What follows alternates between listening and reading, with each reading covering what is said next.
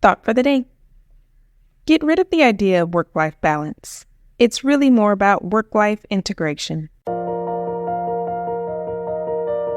Welcome to 7 Minutes for Yourself. I'm Christina Aina, and I'm so glad you've joined me for what I believe will be 7 of the most enriching minutes of your day. Let's take this time to reconnect with ourselves and improve our well-being. In today's episode of 7 Minutes for Yourself, we challenge the notion of work-life balance and instead focus on the importance of establishing work-life boundaries. Have a listen. Let's cut straight to the chase. Whoever said you couldn't have it all was lying to you, or they just hadn't figured it out for themselves. As a successful working mom, one of the top questions that I get is, how do you have it all? I'm about to tell you how to achieve work-life balance, but first, I need to ask something of you. If you don't mind, can you please just quickly smash that like button? It really helps my channel, so go ahead, tap it now. Thank you so much.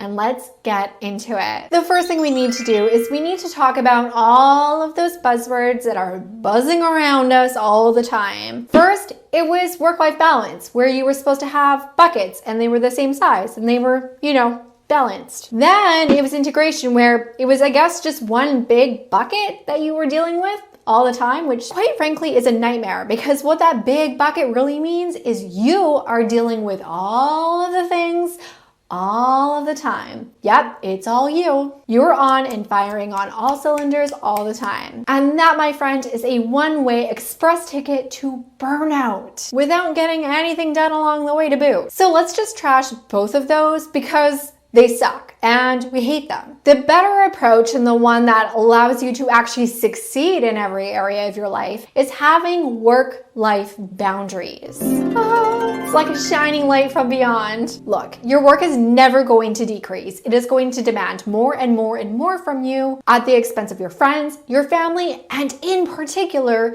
your me time. And I don't know about you, but I need my me time. It's when I binge watch YouTube. Boundaries are where we acknowledge that we have these different areas of our life and that each should be given time and that time should be protected. I know what you're wondering now. Jennifer, how do I set these work-life boundaries that you speak of? Well, let me walk you through that step by step.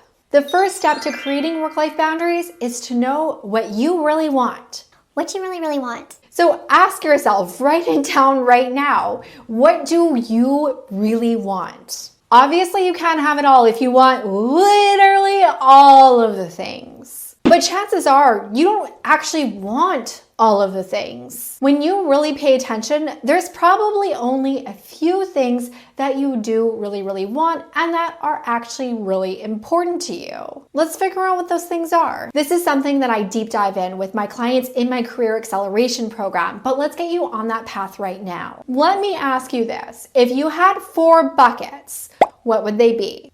Work, family, health and fitness, hobbies, bocce ball. These buckets are the areas of your life that are really important to you. And remember, I said 4. Don't go try sneaking in extra buckets. You might only have 3, but you shouldn't have 5 is what I'm saying. If you're working through this right now, you can actually pause the video and take a couple of minutes to think about it. Once you know what those buckets are, it's time for us to move into the next step. And this is a step that's really gonna change your life. It's time for us to start setting our priorities. Now, I'm a huge fan of a good old-fashioned Eisenhower matrix, and in fact, I have an entire video that I'll link to down below if you want to dig into that. But this is going to be a slightly different approach when it comes to work-life boundaries and knowing what to put into those buckets that are the different facets of our life. It really comes down into these 4 different things: concentrate, procrastinate, delegate, and eliminate. Now, obviously, I'm making this video that is going to be focused on your career, but you can do this for all of the different buckets. What I would recommend you doing is take time to list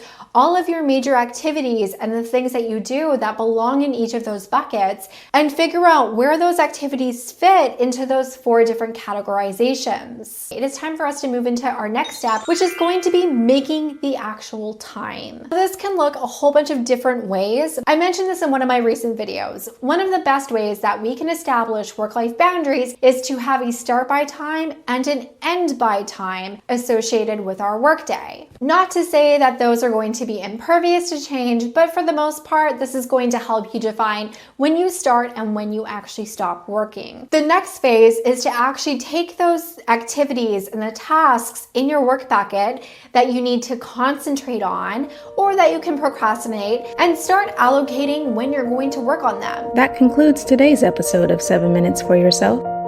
Please take a moment to rate and review the show on Apple Podcasts. Today and every day with your kiddo is a gift. Enjoy it. Thanks for tuning in.